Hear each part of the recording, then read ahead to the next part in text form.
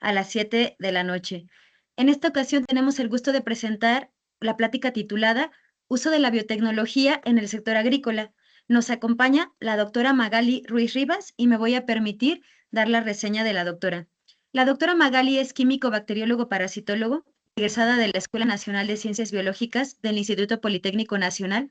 Continuó su formación académica en el Centro de Investigación en Biotecnología Aplicada del Politécnico Nacional, donde obtuvo los grados de maestría y doctorado en Ciencias en Biotecnología. En 2019 se incorporó en el Instituto Nacional de Investigaciones Forestales, Agrícolas y Pecuarias, participando en el programa de mejoramiento genético del aguacate. Actualmente se desempeña como directora de coordinación y vinculación del INIFAP en Michoacán, desde donde impulsa la articulación entre la investigación científica, el sector productivo y las necesidades del campo mexicano. A lo largo de su trayectoria profesional, ha participado en la formación de recursos humanos como asesora de tesis de licenciatura y ha contribuido a la generación y difusión del conocimiento científico como autora y coautora de artículos especializados y capítulos de libro. Asimismo, ha colaborado en diversos foros de divulgación científica dirigidos a productores, técnicos e investigadores, promoviendo la transferencia de conocimiento y la innovación tecnológica en el sector agropecuario. Ha fungido como responsable y corresponsable de proyectos de investigación enfocados en el cultivo de interés agrícola, varios de los cuales han derivado en aplicaciones tecnológicas orientadas a fortalecer la productividad y la sostenibilidad del campo mexicano. Convencida, la doctora Magali está convencida de que la investigación científica debe trascender los laboratorios y generar beneficios tangibles para la sociedad. Ha orientado su trabajo bajo la premisa de que la ciencia debe transformarse en soluciones prácticas que contribuyan al desarrollo y competitividad en la agricultura nacional. Les invitamos a participar activamente y a compartir sus preguntas y comentarios al final de la exposición. Sin más preámbulo, le damos la bienvenida a la doctora Magali Ruiz Rivas. Es todo suyo el público. Muchas gracias por estar con nosotros. Gracias, doctora Lorena, un gusto. Antes que nada, gracias por la invitación. Y bueno, ojalá que sea de mucho provecho para los chicos, ¿no? Aprovechando justamente estos espacios para dar esa divulgación de la ciencia, ¿no? Aquí puedo compartir mi pantalla, ¿cierto? Eh, Sí, sí, sí, Solamente le sí, pongo adelante. compartir. Ok. A ver. Al ladito del micrófono, en el icono de compartir ahí. No sé si está bien.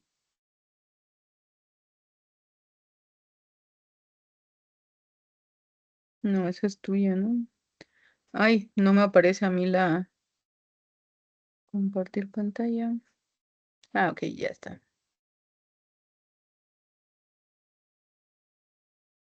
Ujú, ujú. Ah, caray, no me aparece ahí como. A ver, es Hay que, comparte sele- y ah, hay que seleccionar la ventana o la...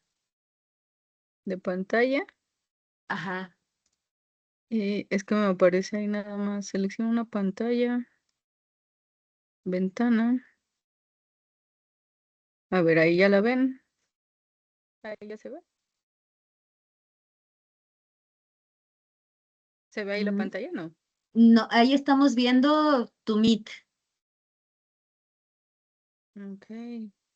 Hay que elegirla donde está la presentación. Ahí ahora,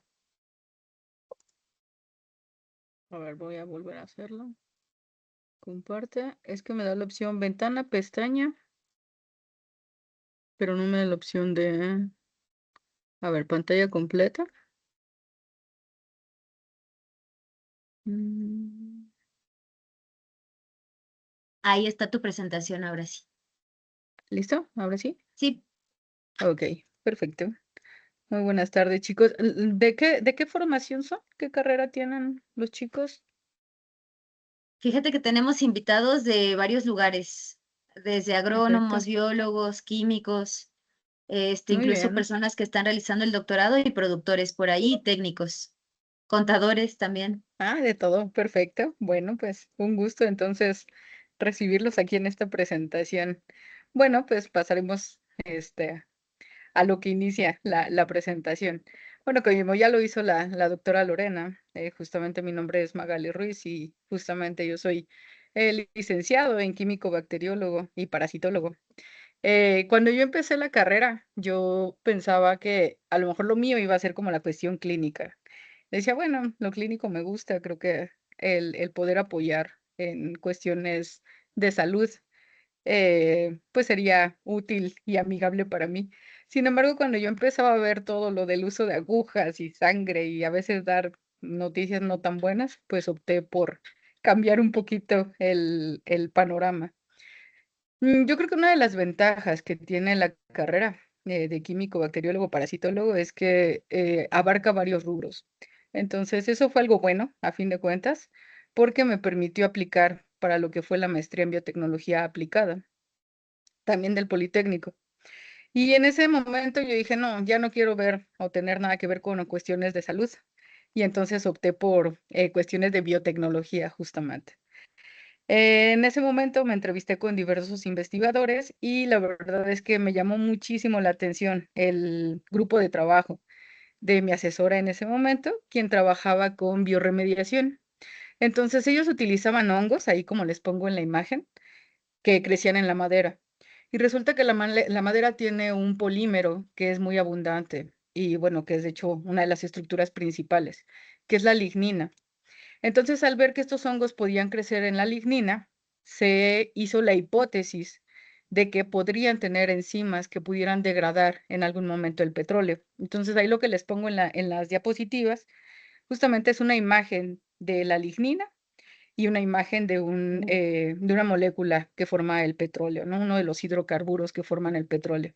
Si se dan cuenta, pues tienen esos anillitos, justamente, que a fin de cuentas se pueden compartir en la naturaleza y que tienen un potencial de ionización, es decir, que se rompen o que tendrían que romperse casi con la misma facilidad, cosa que no es nada fácil, cabe mencionar.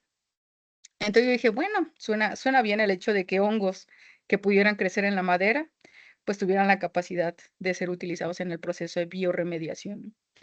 Entonces, hacia allá dirigimos la tesis en ese momento, fue justamente para usos de bioremediación mediante hongos.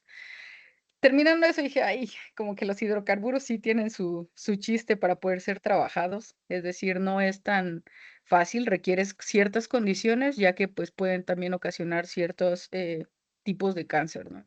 Entonces dije: "No, vamos a cambiar un poquito el área".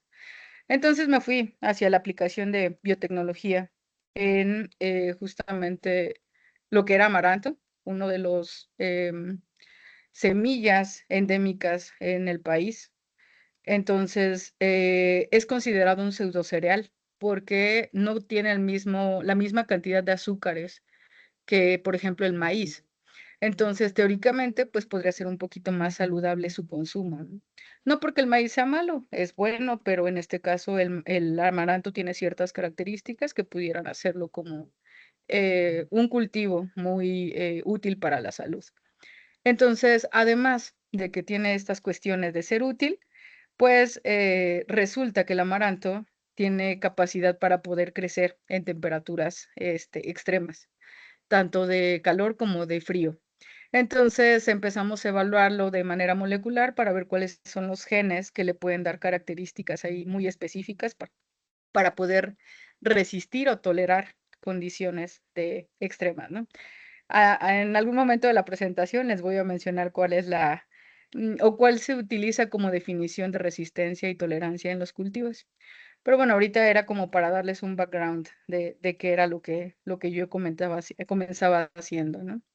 Y bueno, aquí lo que les quiero dejar muy en claro es que, bueno, se dediquen a lo que les guste y nunca van a tener que trabajar. Entonces, lo que yo fui haciendo fue justamente enfocando, mi formación hacia lo que prácticamente a mí me gustaba, y que bueno, ahorita o actualmente puedo mencionar que me dedico a algo que me gusta mucho y tengo la suerte de trabajar en ello, ¿no? En este caso, la biotecnología, no sé si ojalá que algunos de ustedes hayan tenido ya acercamiento con ella, es una ciencia, la cual puede ayudar a estudiar, a los organismos, o también parte de ellos, como les mencionaba, ¿no?, anteriormente. Cuando yo empezaba a trabajar con los hongos, justamente lo que se utilizaban eran las enzimas que podían degradar a los hidrocarburos. A fin de cuentas, sí importaba el crecimiento del hongo, iba implícito con que se pudiera degradar o no los hidrocarburos en el petróleo, y era justamente utilizar estos hongos o estos organismos o las enzimas que presentan estos organismos para poder degradar, en este caso, el petróleo. En pocas palabras, pues la tecnología puede capacitarnos para resolver problemas tanto en medicina, en agricultura, por ejemplo, se pueden crear cultivos que pudieran ser más resistentes o que incluso fueran más nutritivos, pero también en el medio ambiente, ¿no? Como yo les mencionaba, pudiéramos hacer uso de ellos para poder limpiar contaminación. Estoy segura que en el caso de medicina, bueno, yo no les voy a mentir a ustedes, ¿no? En el caso de medicina, pues, simplemente con la insulina, ¿no? Antes, a lo mejor, se utilizaba, la insulina, o bueno, más bien se generaba la insulina a partir de la generación en páncreas de cerdos.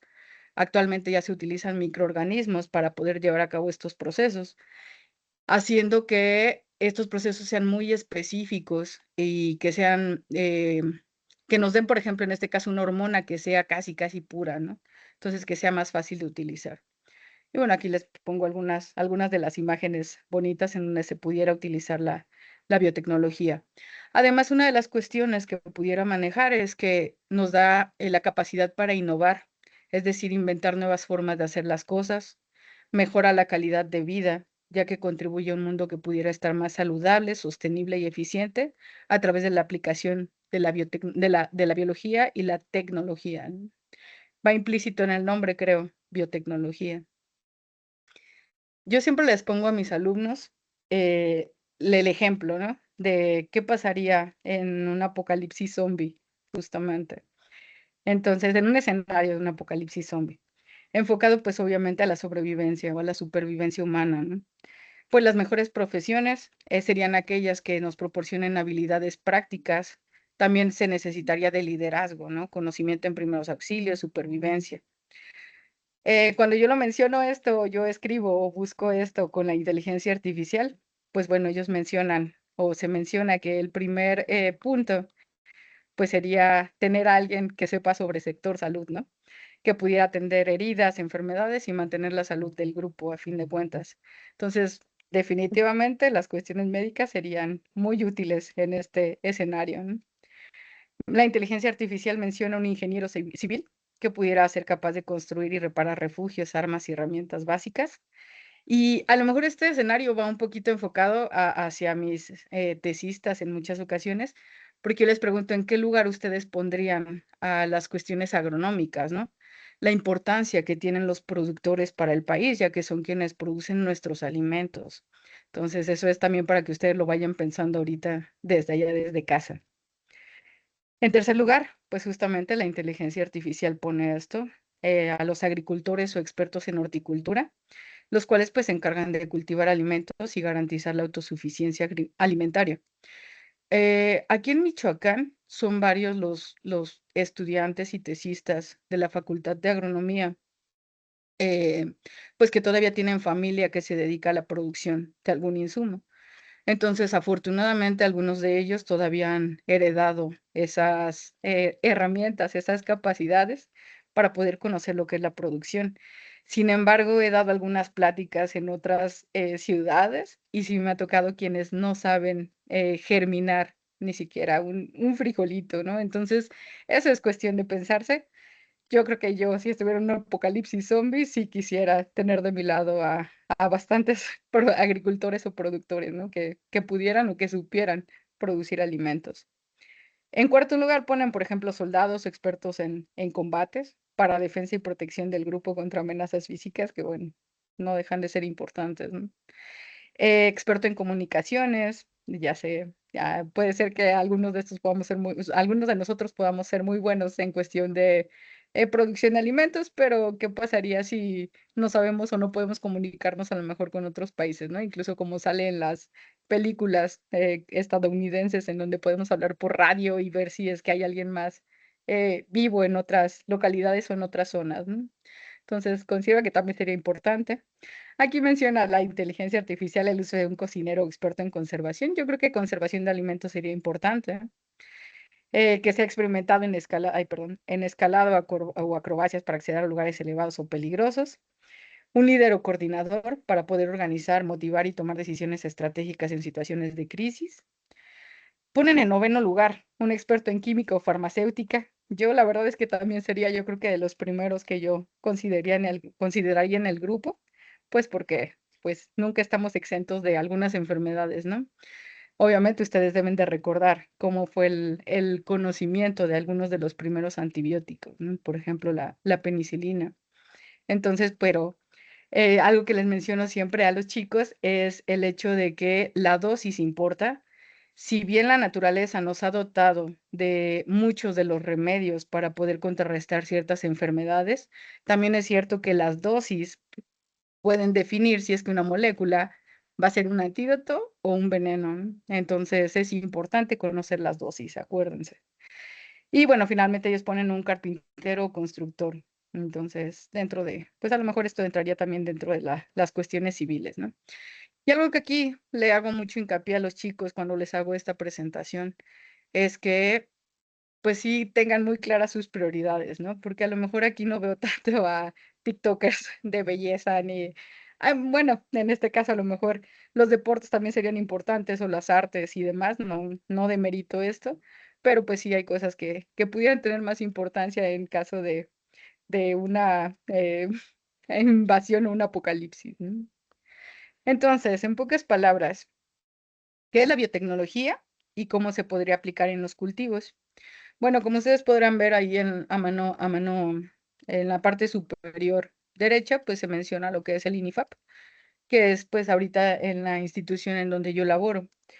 El INIFAP justamente es el Instituto Nacional de Investigaciones Forestales, Agrícolas y Pecuarias. Y bueno, también algo que siempre menciono es la biotecnología tiene cabida para poder entrar dentro de lo forestal, de lo agrícola y de lo pecuario. En la institución se tienen muy definidas estas tres líneas. Tenemos investigadores aplicados para cada una de ellas.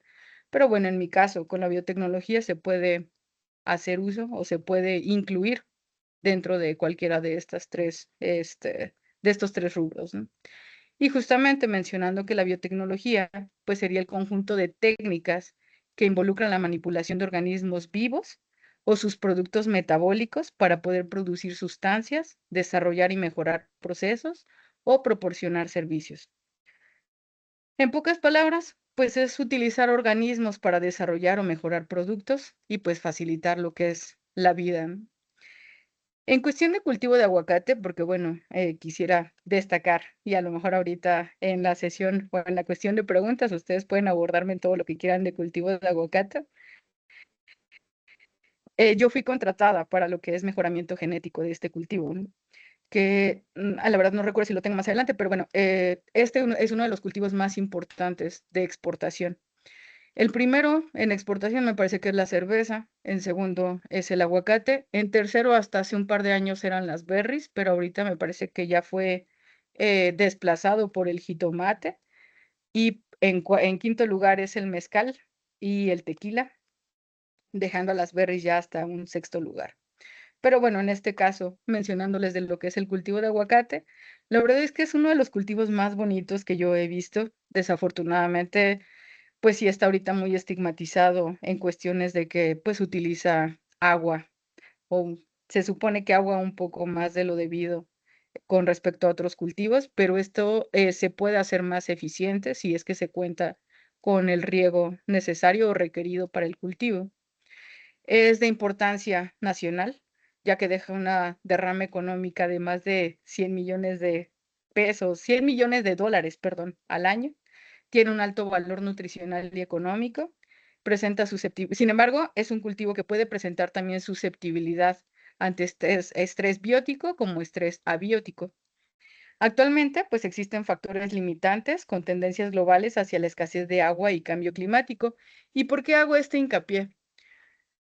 En mi caso, justamente yo fui, o dentro del programa, o lo que yo propuse lo que yo hice como propuesta, perdón, para poder integrarme a INIFAP, fue hacer mediante propagación clonal, o más bien, propagar clonalmente muchísimos de los ejemplares que tuvieran características destacables.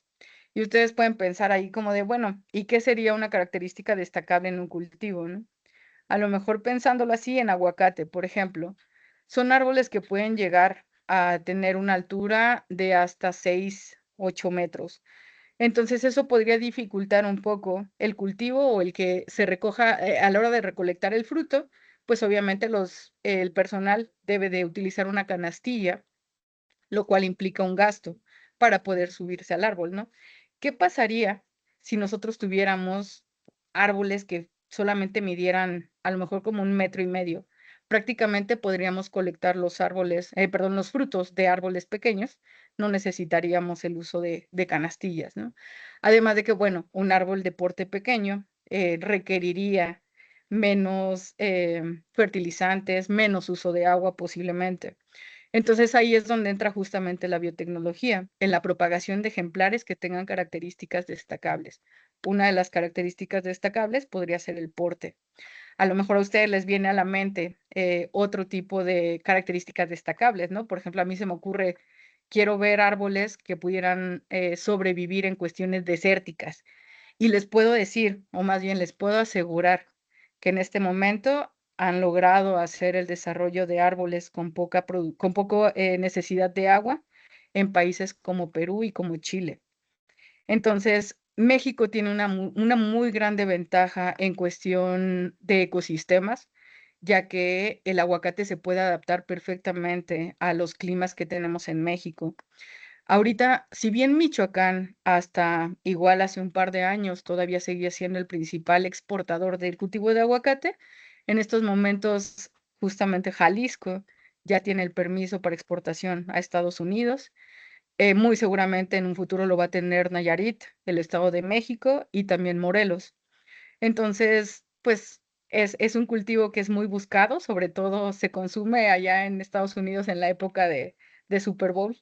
Es de los alimentos más consumidos. Entonces, dudo mucho que en algún momento vaya a dejar de tener auge el aguacate. Entonces, la producción se aumenta, lo cual puede ser una desventaja, a lo mejor también, porque en nuestro caso vemos que en Michoacán, desafortunadamente, muchos de los bosques se pierden a raíz de que se talan árboles para poder colocar huertas de aguacate, ¿no? Siendo esto, pues, una problemática que en vez de apoyar al cambio, a limitar el cambio climático, pues apoya más bien a este problema, ¿no?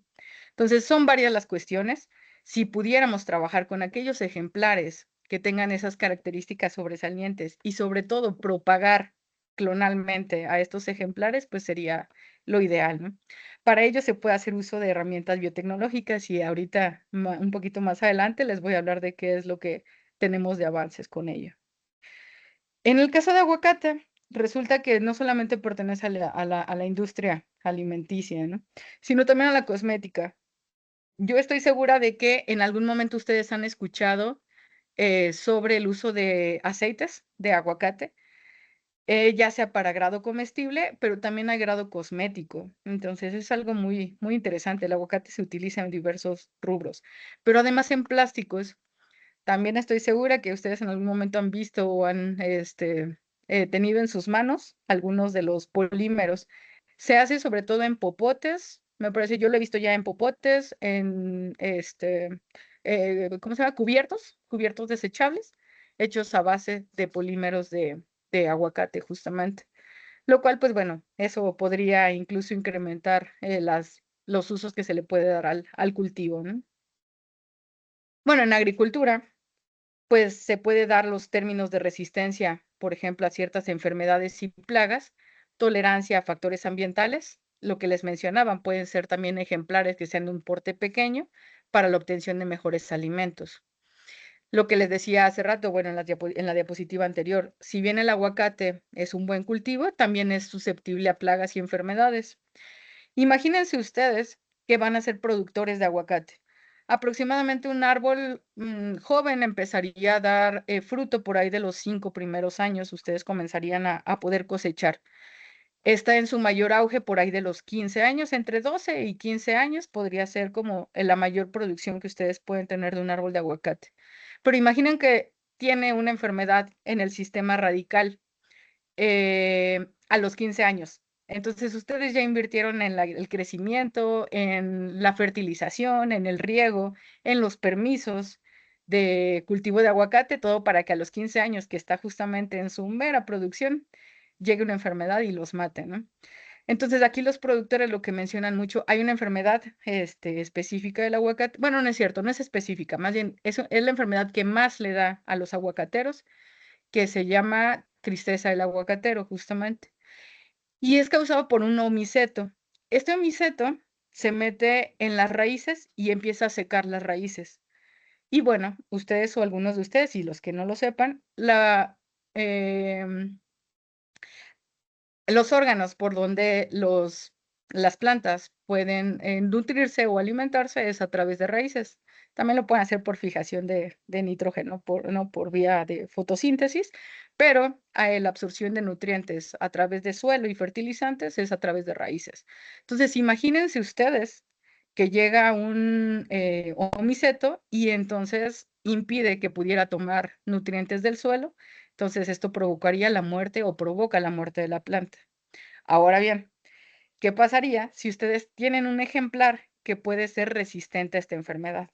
Así es como nosotros tratamos de vender este tipo de proyectos a los productores diciéndole, mira, entendemos que a lo mejor es un árbol que puede tardar muchísimos años en crecer, en desarrollarse y en lo que tú pudieras ver a lo mejor un tipo de producción, pero a largo plazo te estaríamos dando la certeza de que este árbol o estos ejemplares son resistentes a las enfermedades, ¿no?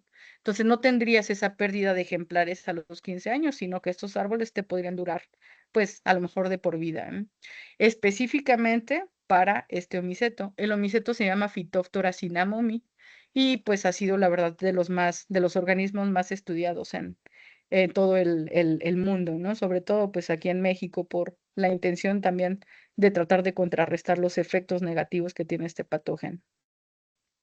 Y bueno, aquí algo que yo quería también que ustedes se quedaran o dentro de la plática con lo que se queden, es justamente los conceptos de resistencia y tolerancia, porque muchas veces los utilizamos de manera indiscriminada, ¿no? Y hay algunas ocasiones en las que incluso yo en alguna plática medio dudé, porque no tenía muy claro los conceptos.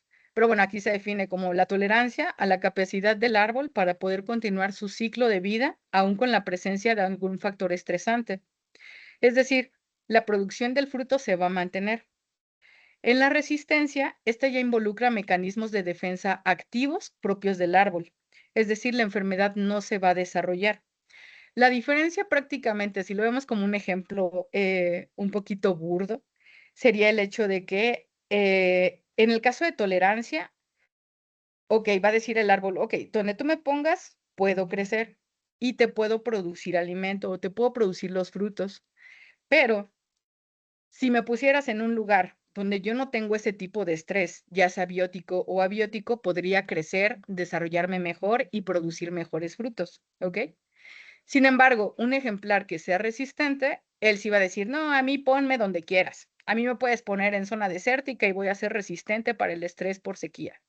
Me puedes poner en una zona donde haya demasiada cantidad de omicetos que puedan producir enfermedad por, en este caso, tristeza del aguacatero, y yo voy a resistir. Ponme donde quieras y yo te voy a dar la misma producción que si estuviera en cualquier lugar, ¿no? Entonces, resistencia es prácticamente tener todos los mecanismos para poder contrarrestar el efecto de un estrés, ¿ok? Mientras que tolerancia solamente los va a soportar. Entonces, esa es una gran diferencia entre estos dos términos que muchas veces utilizamos indistintamente o indiscriminadamente. Bueno, pues prácticamente en lo que yo me he basado o la formación en la que yo me he hecho en los últimos años es en el cultivo in vitro. En este caso, lo que yo les mencionaba era, imagínense que nosotros ya tenemos un árbol de aguacate que tiene características deseables. El aguacate tiene una característica muy importante que se le denomina altamente heterocigoto o con alta heterocigosis. Es decir, no necesariamente la semilla que nosotros tengamos del árbol va a heredar las características de los árboles de donde fue engendrado. Muchas veces, incluso dentro de mi familia, me han comentado, oye Maggie, pero a mí sí me ha logrado pegar la semilla del aguacate del que hice el guacamole, ¿no? Y entonces yo le digo: "Sí, pero, el problema es que lo vas a sembrar y a lo mejor en 3 años, justamente antes de que dé la producción, se va a morir". ¿Por qué? Porque lo que estamos sembrando de esas semillas son las variedades, es la variedad, en este caso, la más común en México es la variedad Hass. Entonces, lo que se hace es sembrar esa variedad, pero esa variedad no tiene características de tolerancia. México tiene algo o tiene, bueno, todavía tenemos algo muy importante que son los portainjertos. Y digo todavía porque mucha de la investigación que se ha hecho en países como Israel con el cultivo de aguacate, donde ahorita Israel despunta como uno de los principales países productores, es que ellos se llevaron semilla de, de México para poder generar esos injertos, ¿no? Sí es un poco triste el hecho de que pues ellos generen tecnología más rápido que nosotros. Entonces, se hace el uso de portainjertos. Para nosotros, yo estoy segura que ustedes han comido un aguacate criollo, que es aquel que tiene la cascarita muy finita y que tiene un sabor anisado, sabe como anís. Incluso si ustedes tienen la oportunidad de ver algún aguacate, que tenga que sea criollo, si ustedes arrancan una hojita y la maceran con sus dedos, van a poder encontrar un olor a anís. Esto es muy característico de estos aguacates. Entonces, eso nos sirven a nosotros como portainjertos.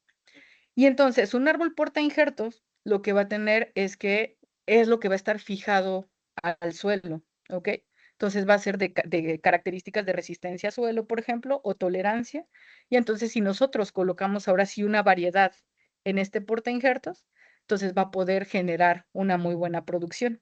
Sobre eso se basa la producción de aguacate actualmente en todo el país. En cualquier estado que ustedes vean, van a hacer producción por o sobre portainjertos. Ok. Entonces, estos portainjertos tienen esa importancia de poder generar la resistencia. Lo que yo les mencionaba al inicio, el aguacate tiene alta heterocigosidad, ¿ok? Entonces, el hijo no va a ser idéntico a los papás. Puede perder estos genes dentro de esa reproducción sexual, dentro de esa fecundación. Pero si nosotros hacemos uso de la biotecnología, justamente, podemos clonar a estos árboles, ¿no? Entonces, por ejemplo, si clonáramos solamente aquellos árboles que serían o que tuvieran características de resistencia, pues tendríamos árboles geniales para poder colocarlos todos en una huerta donde estas características de ejemplares resistentes pudieran sobrevivir, ¿no? Cabe mencionar algo. El hecho de que sean resistentes para un estrés no necesariamente implica que sean resistentes para otro. Eso tenemos que tenerlo muy, muy, muy en cuenta, ¿ok? Porque puede ser que sea resistente para un hongo, por ejemplo, para un Omiceto Phytophthora cinnamomi específico de Uruapan. Pero a lo mejor si yo me lo llevo para otro estado, puede ser que no sea resistente. A lo mejor en otro estado puede ser simplemente tolerante, ¿ok? Pero bueno, de todas formas, el hecho de que nosotros ya pudiéramos contrarrestar el efecto en algunas de las huertas, pues eso implicaría un ahorro económico, ¿no? Y pues para los productores la verdad es que eso es bastante. Entonces, prácticamente, lo que nosotros hemos hecho en laboratorio ya ha sido un protocolo de propagación de explantes en aguacate mediante cultivo in vitro. In vitro, la palabra in vitro como tal significa en vidrio. Entonces, las plantas tienen las características de que nosotros podemos reproducirlas a partir de cualquier tejido. Y esto es porque ellas tienen células que se denominan totipotenciales. Es decir, siempre les pongo el ejemplo hacia mis chicos. Imagínense que ustedes tuvieran la capacidad de que yo les corto un pedacito de dedo y lo pongo a crecer en una cajita de cultivo con los medios y las hormonas requeridas y necesarias para poder generar un clon idéntico a ustedes. Eso sería a lo mejor genial, ¿no? Muchos de nosotros quisiéramos reproducirnos de esa manera en algún momento, no sé si todo el tiempo, pero pudiera ser como, oye, estaría genial tener otra Magali aquí con la cual pudiera hacer otras cosas que con la misma eficiencia que yo lo hago, ¿no? Por ejemplo. Entonces, las plantas lo pueden hacer. Ellas debido a sus características de totipotencia, pero requieren del uso de ciertos fitohormonas y fitorreguladores en la medida exacta, ¿ok? Entonces nosotros lo que hacemos es vamos a campo y justamente seleccionamos aquellos árboles que ya crecieron bajo una presión de selección. Muchos de ellos nosotros lo notamos porque son árboles que ya son viejos y que estuvieron sometidos a una enfermedad, en este caso a Phytophthora, por ejemplo, y que siguen vivos. Entonces, nosotros al evaluarlos, pues podemos notar que tienen ciertas características de resistencia y son estos los árboles que pues nos llama la atención para poder propagarlos mediante clonación, ¿ok? Entonces, lo primero que hacemos es ir al campo, obtenemos el material vegetal. Los hijuelos que le llaman a los arbolitos son brotes epicórmicos, ¿ok? Entonces, los llevamos a diferentes medios de cultivo. Y aquí, que son justamente esas, como gelatinitas en diferentes frascos, o donde los colocamos. Y ahí hacemos uso de fitohormonas o fitorreguladores. Hay una diferencia. Una fitohormona van a ser todos aquellos, hormonas de las plantas, pero que fueron generadas de manera natural. Fitorreguladores son aquellos que han sido generados de manera sintética. Mm, no sé si todos ustedes han escuchado de alguna hormona, por ejemplo, la 2,4-D. Favorece el crecimiento, pero igual vuelvo a lo mismo, en dosis muy pequeñas.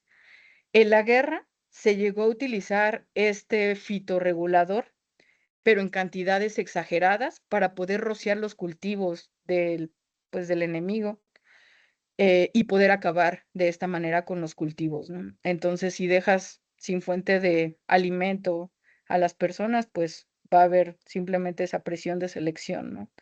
Entonces, los fitorreguladores son creados de manera sintética, las fitohormonas han sido extraídas o estudiadas a partir de plantas naturales, se puede decir naturalmente, sin embargo, se pueden producir ya de manera sintética, ¿ok? Pero su origen es natural.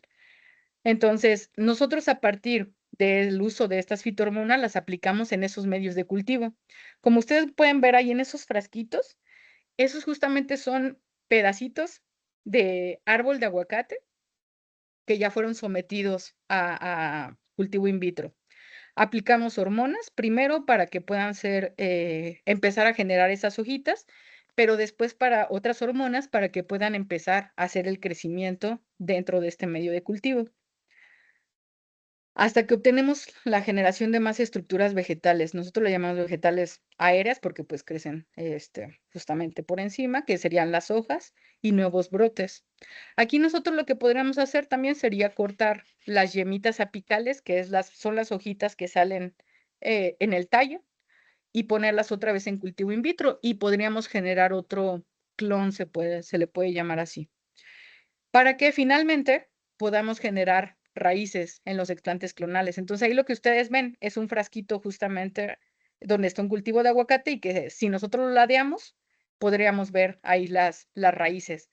Entonces, a lo mejor muchos de ustedes ya saben que las hormonas que se utilizan para generar raíces o las fitohormonas son las auxinas. Entonces, ahí nosotros hacemos uso de auxinas para poder generar esas raíces.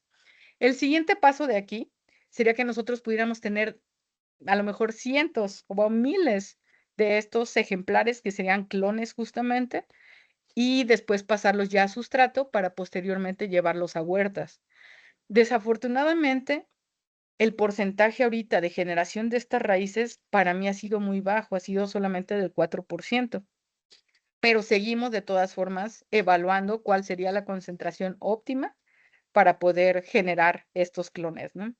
Entonces, este es un ejemplo de lo que se puede hacer o del uso que se le puede dar a la biotecnología, en este caso para la propagación de explantes de aguacate, pero esto ustedes lo pueden hacer con cualquier cultivo.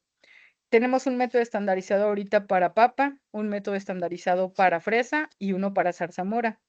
Entonces, como yo les mencionaba, pues son dentro de los cultivos importantes también, dentro del país y también para exportación. Entonces, es una de las herramientas que pudiera funcionar perfectamente para el desarrollo tecnológico en el país. Y bueno, con lo que yo quiero que se vayan es justamente con estas frases, ¿no? Que ustedes tengan vocación, pasión y satisfacción personal, quédense en un lugar que les dé esto, que sean jóvenes útiles para nuestro país y que nunca pierdan esa capacidad de asombro, ¿no? Les puedo dejar ahí mi contacto por correo electrónico para que si gustan o si tienen alguna duda y que no quede resuelta ahorita, la podamos resolver en su momento. Y pues bueno, saben que aquí estamos por cualquier cosa. igual a través, ya sea por el correo electrónico o a través de la doctora Lorena. Y creo que eso es todo de mi parte. No sé si sigan ahí preguntas, si alguien tiene dudas o si quedó todo muy claro. Díganmelo. Doctora, muy bonita presentación. Muchísimas gracias por estar con Gracias. nosotros el día de hoy.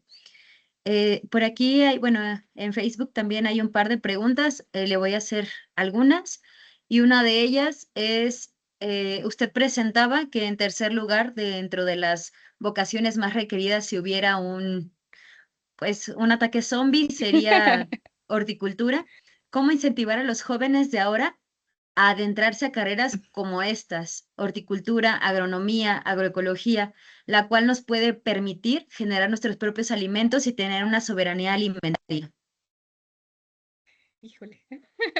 Justo, fíjate que, o fíjense más bien, que sí notamos eso. A los jóvenes creo que actualmente es difícil encaminarlos hacia cuestiones de campo. No sé por qué se ha perdido ese interés. Nosotros vamos incluso a veces a las capacitaciones y quienes más se enlistan son personas ya adultas, ¿no? Quisiéramos tener también, que sí, lo soy sincera, quisiera tener esa respuesta para poder incentivarlos. Tal vez sea justo medios como este, ¿no? La difusión, pero que sea algo muy práctico. A lo mejor a los chicos les interesaría ver algo práctico, ver algo que de verdad se esté produciendo, ¿no? Yo he tenido la oportunidad de producir algo y comérmelo, y de verdad es una satisfacción muy linda. A lo mejor de esa forma pudiera llegarse a los chicos o a los jóvenes, ¿no? Que tengan una propia huerta pequeña. Hay países otros países en donde es obligatorio tener una huerta en zonas abiertas, en terrazas. Entonces, considero que eso podría ser, pues, uno de los alicientes, ¿no? Que puedas producir tu propia comida de manera sana, de manera natural, donde sepas qué fue lo que tú agregaste, ¿no? Tal vez sea eso, hacer como prácticas hacia los jóvenes, hacerlos partícipes justamente de todo esto. Y, pues, prácticamente eso sería el incentivo, ¿no? Que puedas comer tú lo que produces. Yo creo que sería un poquito por ahí, hacer cosas muy prácticas y difundir esto, ¿no? Este tipo de técnicas, pues. Justamente retomando el comentario que haces, quisiera hacer un comercial. Centro Universitario Tepatitlán justamente ofrece la carrera de agronomía y agroecología y tenemos convenios con diferentes empresas gubernamentales, no gubernamentales, que manda a los estudiantes a que realicen este tipo de prácticas, justamente. Y aquí los preparamos bastante bien con todas las bases teóricas para que vayan a hacer un buen papel. Entonces, bueno, continúo con la siguiente pregunta. ¿Se han Adelante. utilizado controladores biológicos para Phytophthora cinnamomi y cuáles ha funcionado mejor? Aquí la cuestión es que el problema con Phytophthora es que no está definido todavía, porque se comporta como hongo, pero tiene características de un alga. Entonces, es un poco difícil utilizar un fungicida, por ejemplo, que sea eficiente. Porque, pues, muchos de los fungicidas van dirigidos hacia cosas de hongos o hacia estructuras de hongos, y entonces Phytophthora, al ser un omiceto, pues, es difícil ir o atacarlo. Se han utilizado, ahí tricodermas, por ejemplo, sí son utilizados, pues, principalmente. Desafortunadamente, algo que se tiene es que Phytophthora empieza a producir, o más bien los daños que se ven, es hasta que ya está demasiado presente en el sistema radical. Pues aquí solamente la forma de controlar es haciendo análisis constantemente para ver que no esté dentro del suelo y que se mantenga. Puede estar, pero en concentraciones muy bajas. Pero sí, prácticamente son tricodermas los que se pueden utilizar ahí, o que se han podido utilizar para contrarrestar el ataque por Phytophthora. Gracias. La siguiente pregunta es, doctora, si es un cultivo de gran importancia y de los principales en exportar, ¿por qué los programas federales no lo consideran como cultivo prioritario? Ay, eso es un poquito. En mucho tiene que ver por el hecho de que aguacate, o se cree que tiene demasiada ganancia económica, entonces para el gobierno es de, bueno, si tú tienes para producir aguacate, entonces, pues las condiciones en las que vives tal vez no sea tan requerido, por ejemplo, ¿no? Es muy diferente. Fíjate que, fíjense que yo sí he notado muchísimo la diferencia entre productores de maíz y productores de aguacate, justamente. Es una de las preguntas que nosotros también hacemos o manejamos como de, bueno, o sea, si es importante, pues debería de darse justamente esa importancia, ¿no? Al cultivo. Esperemos que sí, en algún momento se le pueda dar ese apoyo también para productores de aguacate, porque considero también que sí es un cultivo de exportación.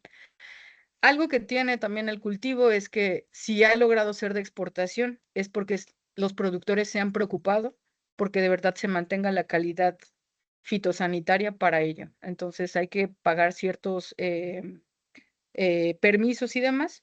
Entonces, sí es un cultivo un poquito, a lo mejor un poco caro al principio, pero es muy redituable. Entonces es importante destacar eso. Última pregunta. Doctora, ¿dónde se pueden comprar estos aguacates tolerantes a enfermedades o a estrés y aproximadamente cuánto cuesta? Eso es algo muy bueno. A lo mejor haciendo hincapié ahorita al instituto.